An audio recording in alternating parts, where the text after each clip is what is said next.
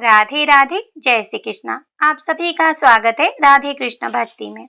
आज की इस वीडियो में हम दुर्गा सप्तशती का छठा, सातवां और आठवां अध्याय सुनेंगे। कथा सुनने के लिए आप हाथ में थोड़े से अक्षत या फिर फूल ले लें। तो चलिए अब हम कथा शुरू करते हैं। महर्षि मेधा ने कहा, देवी की बात सुनकर दूत क्रोध में भरा हुआ वहां से दैत्यराज शुंभ के पास जा पहुंचा और सारा वृतांत उसे कह सुनाया। दूत की बात सुनकर असुरराज के क्रोध का तो पारावार न रहा और उसने अपने सेनापति ध्रुमलोचन से कहा, ध्रुमलोचन, तुम अपनी सेना सहित शीघ्र वहां जाओ और उस दुष्टा के केसों को पकड़कर घसीटते हुए यहाँ ले आओ। यदि उसकी रक्षा के लिए कोई दूसरा खड़ा हो, चाहे वह देवता, यक्ष अथवा गंधर्व भी क्यों न हो, उसको तुम अवश्य मार डालना। महर्षि मेधा ने कहा, शुंभ के इस प्रकार आज्ञा देने पर ध्रुमलोचन 60,000 राक्षसों की सेना को साथ लेकर वहां पहुंचा और देवी को देखकर ललकार कर कहने लगा, अरे तू अभी शुंभ और निशुंभ के पास चल। यदि तू प्रसन्नता पूर्वक मेरे साथ न चलेगी तो मैं तेरे केसों को पकड़कर घसीटता हुआ तुझे ले चलूंगा। देवी बोली, असुरराज का भेजा हुआ तेरे जैसा बलवान यदि बलपूर्वक मुझे ले जाएगा तो ऐसी दशा में मैं तुम्हारा क्या ही कर सकती हूँ। महर्षि मेधा ने कहा। ऐसा कहने पर ध्रुमलोचन उसकी ओर लपका, किंतु देवी ने उसे अपनी हुकार से ही भस्म कर डाला। यह देखकर असुर सेना क्रुद्ध होकर देवी की ओर बढ़ी, परंतु अंबिका ने उन पर तीखे बाणों, शक्तियों तथा फरसों की वर्षा आरंभ कर दी। इतने में देवी का वाहन भी अपनी गर्दनों के बालों को झटकता हुआ और भयंकर गर्जना करता हुआ असुर की सेना पर झपटा। उसने कई असुरों को अपने पंजों से, कई को अपने जबड़ों से और कई को धरती पर पटककर अपनी दाढ़ों से घायल करके मार डाला। उसने कई असुरों के पेट अपने नखों से फाड़ डाले और कई असुरों का तो केवल पंजा मारकर सिर धड़ से अलग कर दिया। कई असुरों की भुजाएं और सिर तोड़ डाले और गर्दन के बालों को हिलाते हुए उसने कई असुरों को पकड़कर उनके पेट फाड़कर उनका रक्त पी लिया। इस प्रकार देवी के उस महाबलवान सिंह ने क्षण भर में असुर सेना को समाप्त कर दिया। शुंभ ने जब यह सुना कि देवी ने ध्रुमलोचन असुर को मार डाला है और उसके सिंह ने सारी सेना का संहार कर डाला है, तब शुंभ को बड़ा क्रोध आया। उसके क्रोध के मारे होठ फड़कने लगे। उसने चंड तथा मुंड नामक महाअसुरों को आज्ञा दी, हे चंड, हे मुंड, तुम अपने साथ एक बहुत बड़ी सेना लेकर वहां जाओ और उस स्त्री के बाल पकड़कर उसे बांधकर तुरंत यहाँ ले आओ। यदि उसको यहाँ लाने में किसी प्रकार का संदेह हो तो अपनी सेना सहित उससे लड़ते हुए उसको मार डालो। जब वह दुष्टा और उसका सिंह दोनों मर जाए तब उनको बांधकर यहाँ ले आओ। दुर्गा सप्तशती छठा अध्याय समाप्त। अब हम सातवां अध्याय सुनेंगे। महर्षि मेधा ने कहा, दैत्यराज की आज्ञा पाकर चंड और मुंड चतुरंगिनी सेना को साथ लेकर हथियार उठाए हुए देवी से लड़ने के लिए चल दिए। हिमालय पर्वत पर पहुंचकर उन्होंने मुस्कुराती हुई देवी को देखा। जब असुर उन्हें पकड़ने के लिए तलवार लेकर उनकी ओर बढ़े तब देवी अंबिका को उन पर बड़ा क्रोध आया। मारे क्रोध के उनका मुख काला पड़ गया, उनकी भ्रिकुटियां चढ़ गई और उनके ललाट में से अत्यंत भयंकर तथा अत्यंत विस्तृत मुख वाली लाल आंखों वाली काली प्रकट हुई, जो कि अपने हाथों में तलवार और पास लिए हुई थी। वे विचित्र खड़ग धारण किए हुई थी तथा चीते की चर्म की साड़ी एवं नरमुंड की माला धारण कर रखी थी। उनका मांस सूखा हुआ था और शरीर केवल हड्डियों का ढांचा था। वह भयंकर गर्जना से दिशाओं को गुंजा रही थी। वे असुर सेना पर टूट पड़ी और दैत्यों का भक्षण करने लगी। वे पार्श्व रक्षकों, अंकुशधारी महावतों, हाथियों पर सवार योद्धाओं और घंटा सहित हाथियों को एक हाथ से पकड़कर अपने मुख में डाल रही थी और इस प्रकार वे घोड़ों, रथों, सारथियों और रथों में बैठे हुए सैनिकों को मुख में डालकर भयानक रूप में चबा रही थी। किसी के केस पकड़कर, किसी की गर्दन पकड़कर, किसी को पैरों से दबाकर और किसी दैत्य को छाती से मसलकर मार रही थी। वे दैत्यों के छोड़े हुए बड़े बड़े अस्त्र शस्त्रों को मुंह में पकड़कर और क्रोध में भरकर उनको दांतों से पीस रही थी। उन्होंने कई बड़े बड़े असुर भक्षण कर डाले, कितनों को रौंद डाला और कितने उनकी मार के कारण भाग गए। कितनों को उन्होंने तलवार से मार डाला, कितनों को अपने दांतों से समाप्त कर दिया। इस प्रकार से देवी ने क्षण भर में संपूर्ण दैत्य सेना को नष्ट कर दिया। यह देखकर महापराक्रमी चंड देवी की ओर लपका और मुंड ने भी देवी पर अपने भयानक बाणों की वर्षा आरंभ कर दी। उस समय वे चमकते हुए बाण व चक्र देवी के मुंह में इस प्रकार प्रविष्ट हुए दिख रहे थे जैसे बहुत से सूर्य मेघों की घंटा में प्रविष्ट हो रहे हो। इसके पश्चात भयंकर गर्जना के साथ काली देवी ने अत्यंत जोश में भरकर विकट अट्टहास किया। उनका भयंकर मुख देखा नहीं जाता था। उनके मुख में श्वेत दांतों की पक्ति चमक रही थी। फिर उन्होंने तलवार हाथ में लेकर हूँ शब्द कहकर चंड के ऊपर आक्रमण किया। उसके केस पकड़कर उसका सिर काटकर अलग कर दिया। चंड को मरा हुआ देखकर मुंड देवी की ओर लपका, परंतु देवी ने क्रोध में भरकर उसे भी अपनी तलवार से यमलोक पहुंचा दिया। चंड और मुंड को मरा हुआ देखकर उसकी बाकी बची हुई सेना वहां से भाग गई। इसके पश्चात काली चंड और मुंड के कटे हुए सिरों को लेकर चंडिका के पास गई और प्रचंड अट्टहास के साथ कहने लगी, हे देवी, चंड और मुंड दो दैत्यों को मारकर आपकी भेंट कर रही हूँ। अब शुंभ और निशुंभ का आपको स्वयं वध करना है। महर्षि मेधा ने कहा।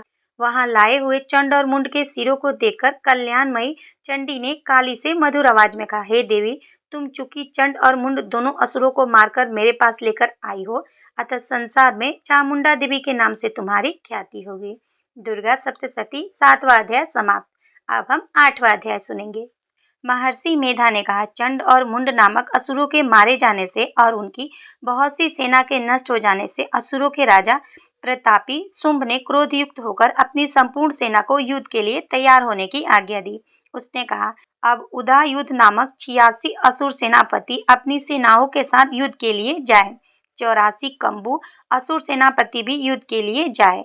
कोटिव्रिय नामक वाले असुरों के 50 कुल और धूम्रवंश के 100 सेनापति प्रस्थान करें। कालक, द्रोहद, मौर्य और काल के दैत्य भी मेरी आज्ञा से तैयार होकर युद्ध के लिए प्रस्थान करें। भयानक शासन करने वाला असुरों का स्वामी शुंभ इस प्रकार आज्ञा देकर बहुत बड़ी सेना के साथ युद्ध के लिए चल दिया।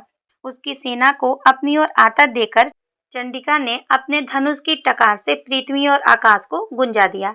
हे राजन, इसके पश्चात देवी के सिंह ने दहाड़ना आरंभ किया। अंबिका के घंटे के शब्दों ने उसकी ध्वनि को और भी बढ़ा दिया।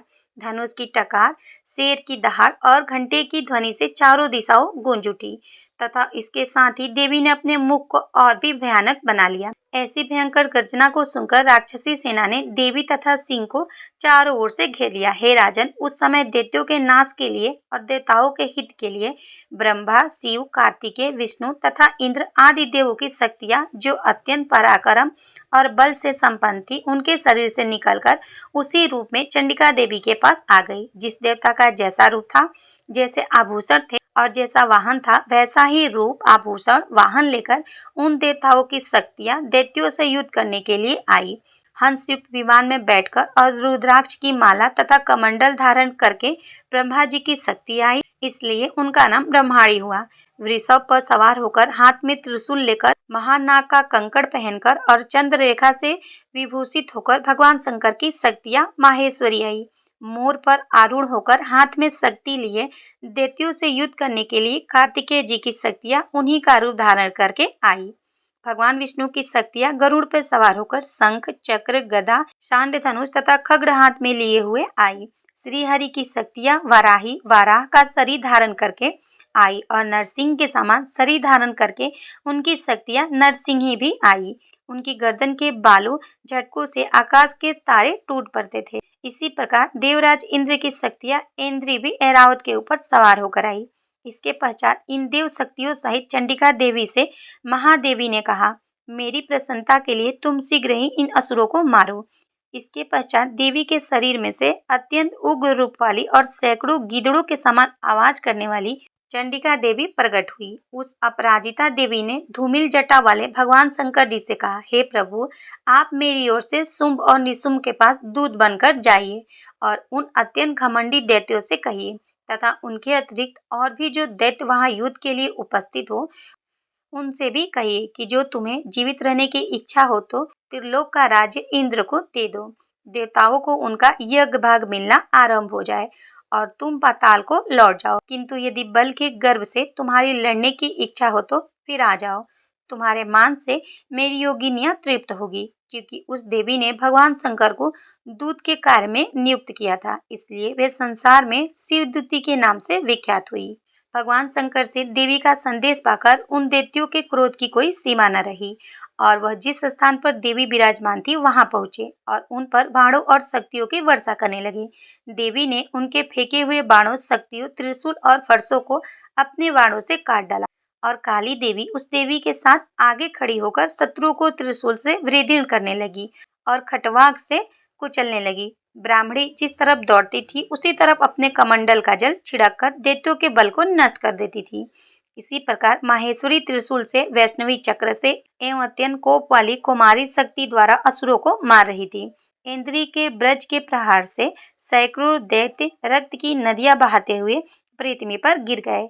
वाराही ने कितने ही राक्षसों को तुंड प्रहार से मृत्यु के घाट उतार दिया। गाढ़ों के अग्रभाग से कितने ही राक्षसों की छाती को चीर डाला और चक्र की चोट से अग्रभाग से कितने ही राक्षसों की छाती को चीर डाला और चक्र की चोट से कितनों को ही विदीर्ण करके धरती पर पटक दिया। बड़े बड़े राक्षसों को नाग सिंह अपने नखों से विदीर्ण करके भक्षण कर रही थी और सिंहनाद से चारों दिशाओं को गुंजाती हुई रणभूमि में विचर रही थी। शिवदूती के प्रचंड अट्टहास से कितने ही दैत्य मूर्छित होकर पृथ्वी पर गिर पड़े और उनके गिरते ही उनका भक्षण कर गई। इस क्रोध में भरे हुए मातृगणों द्वारा अनेक प्रकार के उपायों से बड़े बड़े असुरों को मरते हुए देखकर राक्षसी सेना भाग खड़ी हुई। उनको इस प्रकार भागता हुआ देखकर रक्तबीज नामक महापराक्रमी राक्षस क्रोध में भरकर युद्ध के लिए आगे बढ़ा। उसके शरीर से रक्त की बूंदें पृथ्वी पर जैसे ही गिरती, तुरंत वैसे ही शरीर वाला तथा वैसे ही बलवान दैत्य पृथ्वी से उत्पन्न हो जाता था।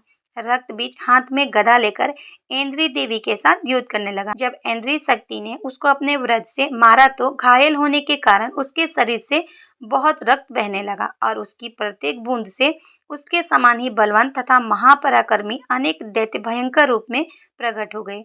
वे सबके सब रक्तबीज के समान ही बलवान थे। वे भी भयंकर अस्त्र शस्त्र लेकर देवियों के साथ लड़ने लगे। जब इंद्री देवी के ब्रज प्रहार से उसके मस्तक पर चोट लगी और रक्त बहने लगा तो उसमें से हजारों ही दैत्य उत्पन्न हो गए।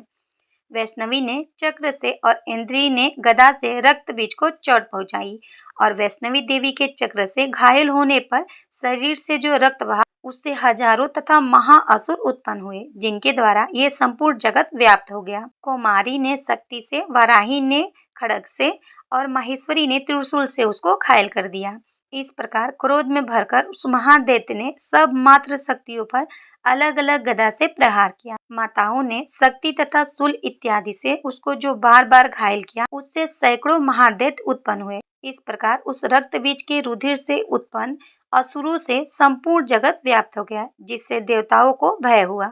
देवताओं को भयभीत देखकर चंडिका देवी ने काली देवी से कहा, हे चामुंडे, अपने मुख को बड़ा करो और मेरे शस्त्राघात से उत्पन्न हुए रक्त बिंदुओं तथा रक्त बिंदुओं से उत्पन्न हुए महाअसुरों को तुम अपने मुख में भक्षण करती जाओ। इस प्रकार रक्त बिंदुओं से उत्पन्न हुए महादैत्यों को भक्षण करती हुई तुम रणभूमि में विचरो। इस प्रकार रक्त क्षीण होने से यह दैत्य नष्ट हो जाएगा। तुम्हारे भक्षण के कारण अन्य दैत्य उत्पन्न नहीं होंगे। काली देवी से इस प्रकार कहकर चंडिका देवी ने रक्त बीज पर अपने त्रिशूल से प्रहार किया और काली देवी ने अपने मुख में उसका रक्त ले लिया। तब रक्त बीज ने गदा से चंडिका देवी पर प्रहार किया। प्रहार से चंडिका देवी को तनिक भी कष्ट न हुआ, किंतु रक्त बीज के शरीर से बहुत सा रक्त बहने लगा। उस रक्त को काली देवी ने पीना प्रारंभ कर दिया। चामुंडा देवी ने काली देवी के मुख में उस रक्त से जो असुर उत्पन्न हुए, उन असुरों का भक्षण कर लिया और रक्त को पीती गई। तदंतर देवी ने रक्त बीज को बाण, खड्ग तथा रिष्टि इत्यादि से मार डाला। हे राजन, अनेक प्रकार के शस्त्रों से मारा हुआ और खून से वंचित वह महादैत्य रक्त बीज पृथ्वी पर गिर पड़ा। हे राजन, उसके गिरने से देवता अत्यंत प्रसन्न हुए और महाशक्तियां उन असुरों का रक्त पीने के पश्चात उद्धृत होकर नृत्य करने लगी। दुर्गा सप्तशती 8वां अध्याय समाप्त। अब आपने जो हाथ में फूल या फिर अक्षत लिया है, आप उसे माता रानी की फोटो के पास अर्पित कर दे। राधे राधे। जय श्री कृष्ण।